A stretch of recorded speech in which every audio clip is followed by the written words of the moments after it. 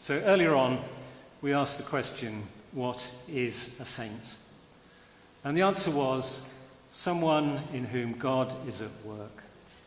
Someone who is allowing themselves to be transformed into the image and likeness of Jesus.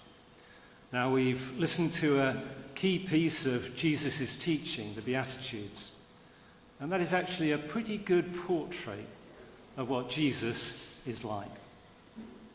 So let's think for a few minutes of some saints, some saintly people, and see how they measure up. Not all official saints in the eyes of the church, but nonetheless people who illustrate and exemplify some key aspects of Jesus' teaching from the Sermon on the Mount.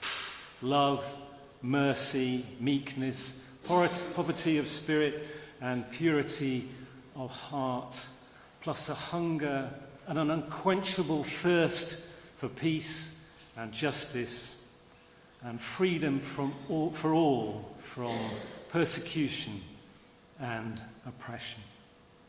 Now, I've created a jigsaw here, and I've got 8 pieces which each reflect one of those Beatitudes and also a saint or somebody who's been very saintly in their life. Could we have the first one, if you'd like to come up? Blessed are the poor in spirit, for theirs is the kingdom of heaven.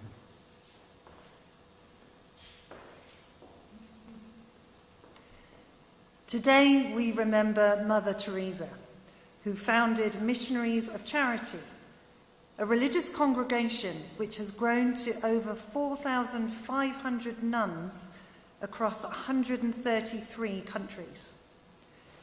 The congregation manages homes for people who are dying of HIV, AIDS, leprosy, and tuberculosis.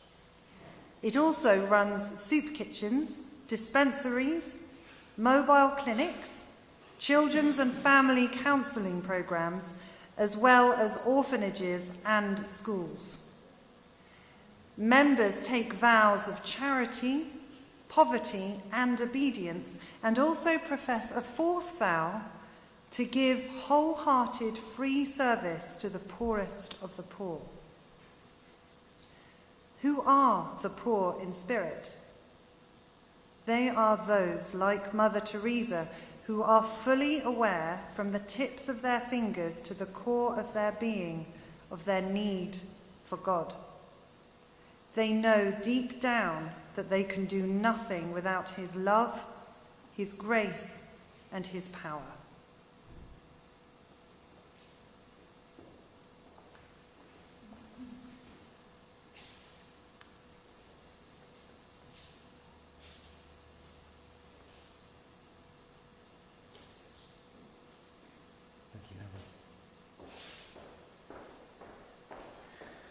Now, number 2, blessed are those who mourn, for they will be comforted. Whoever's got number 2, could they bring it up? Thank you, Ian.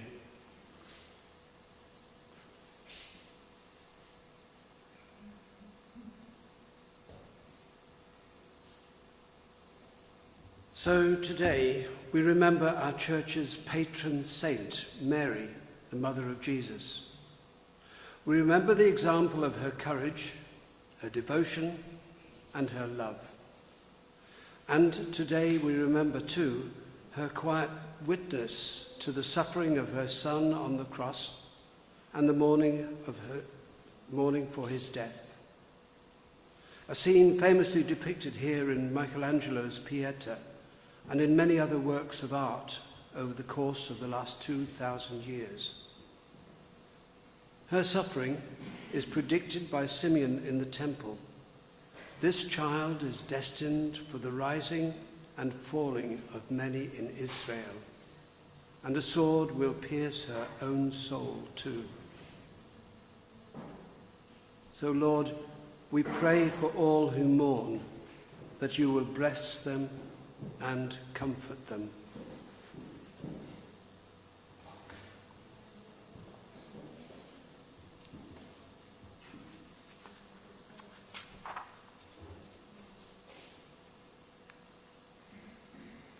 Now, whoever's got number 3, if they could bring that up.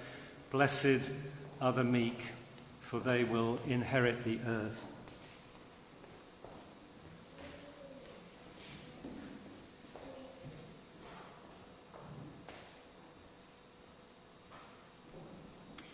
Today we remember possibly the most famous, most popular and most venerated of all the saints, St. Francis of Assisi, from whom our present Pope has delighted to take his name.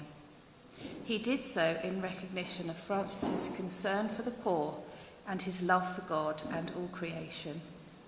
He saw all creatures as brothers and sisters, to be respected and with rights. This was the inspiration behind Pope Francis' encyclical letter, Laudato Si', about the ecological crisis and care for our common home, which takes its name from the Canticle of the Sun that Francis of Assisi composed. At every time of day, let all of us truly believe, hold in our heart, and love, honour, adore, serve, praise, and bless, glorify, exalt, magnify, and give thanks to the Most High and Supreme Eternal God.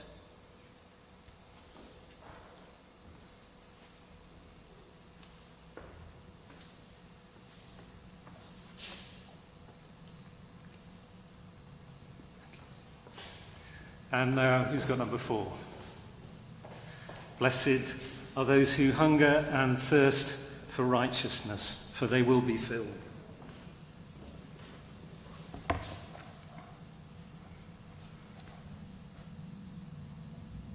Today we remember Reverend Martin Luther King and his fearless campaign for racial justice and equality, borne out against the backdrop of bigotry and violence of the 1950s and 1960s America.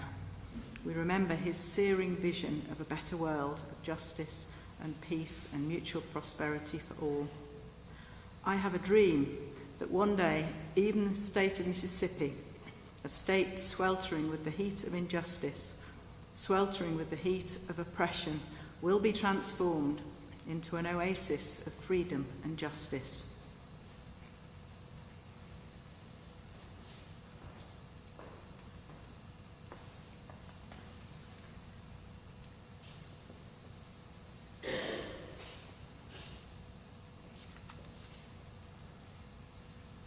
Number 5.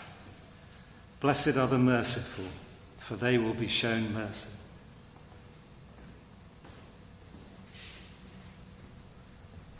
Today we remember Nelson Mandela, the social rights activist, politician and philanthropist who, after 27 years in prison, became the first black president of South Africa from 1994 to 1999. Despite those years of imprisonment at the hands of the former white South African government, he was prepared to sit down with them to negotiate the peaceful transition from minority rule and apartheid to a multiracial democracy. Today we remember him for his mercy and his forgiveness and his unshakable belief that enmity could be transformed into friendship.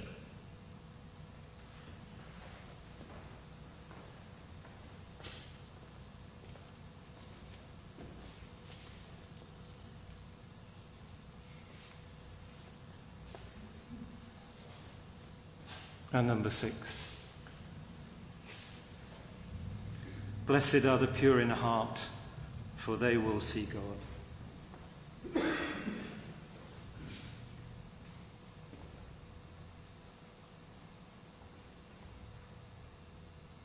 Today we remember St. Benedict of Nursia, who lived between the years 480 to 547. He is known and celebrated as the father of the modern Western monasticism. In his early life, he went to Rome to study, but was so appalled at the way the people were living there that he left to live for a while as a hermit in a cave. Later, he established a number of monasteries, of which one at Monte Cassino became the most famous. For these communities, he wrote what is known as the Rule of St. Benedict, the most influential blueprint for monastic life in Europe, and an essential guide for Christian communities and the Church today.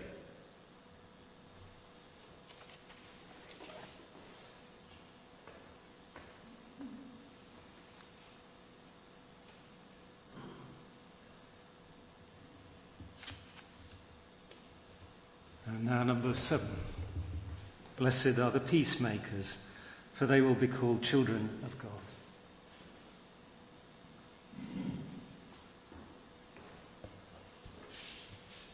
Today, we remember the tireless work of peace activist and anti-apartheid campaigner Bishop Desmond Tutu, and his enormously influential role in the peaceful transformation of South Africa to multiracial democracy. We think of his role as chair of the Truth and Reconciliation Commission, trying to build for a more secure future and lay to rest the human rights abuses of the past.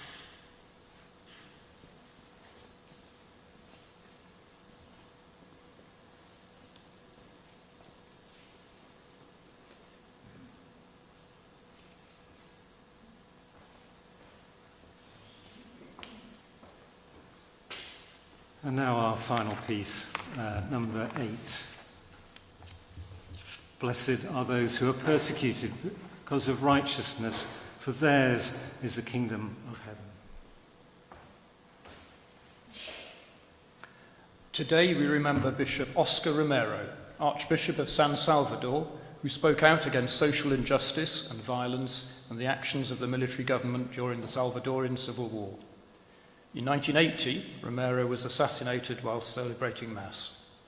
By the time of his death, Romero had gained an enormous following among Salvadorians. He did this largely through broadcasting his weekly sermons across El Salvador on the church's radio station, except when it was bombed off the air. In these sermons, he listed disappearances, tortures, murders, and much more each Sunday. Let us not tire of preaching love. It is the force that will overcome the world. Let us not tire of preaching love. Though we see that waves of violence succeed in drowning the fire of Christian love, love must win out. It is the only thing that can.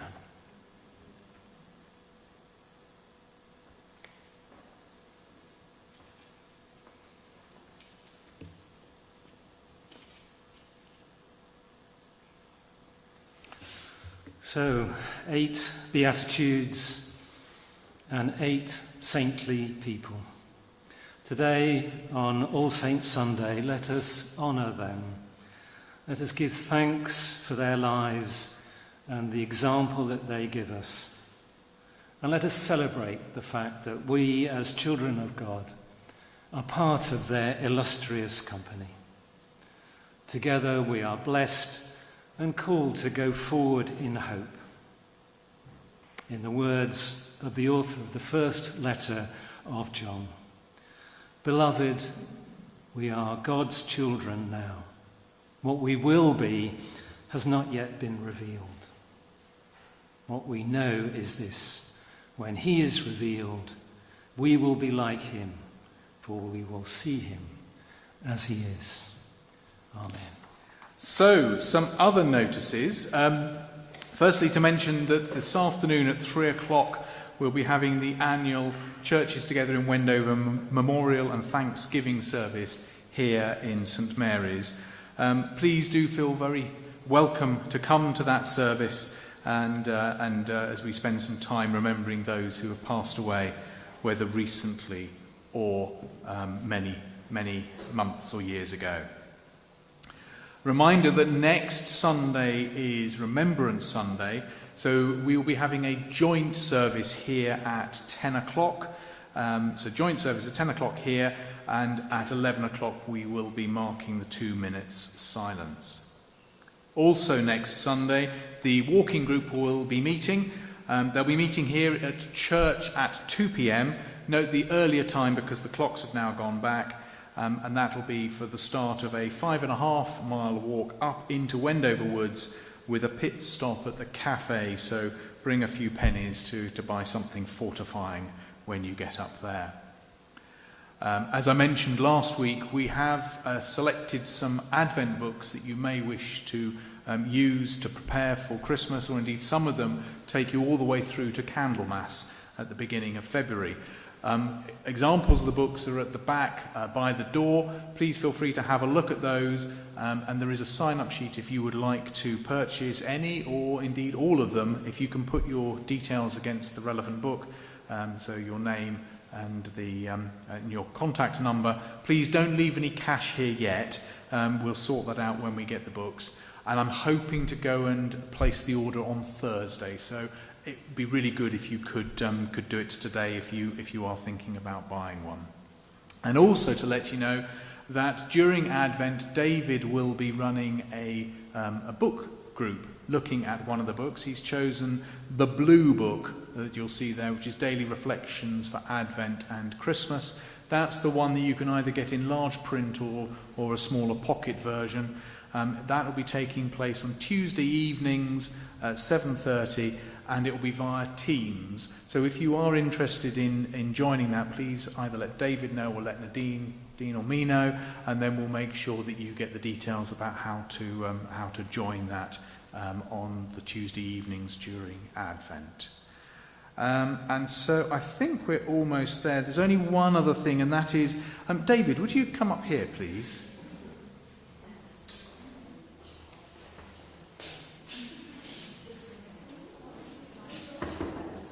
Now, as I mentioned earlier, it's David's 10th birthday today. And of course, if you have a birthday, you have to have cake. And so I do hope it's going to be safe on there. Yes.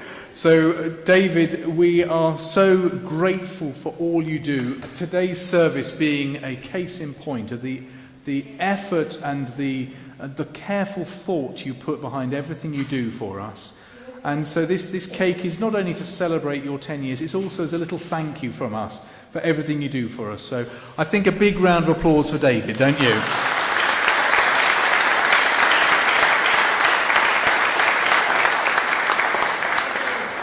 Thank you so much. I've already cried once today.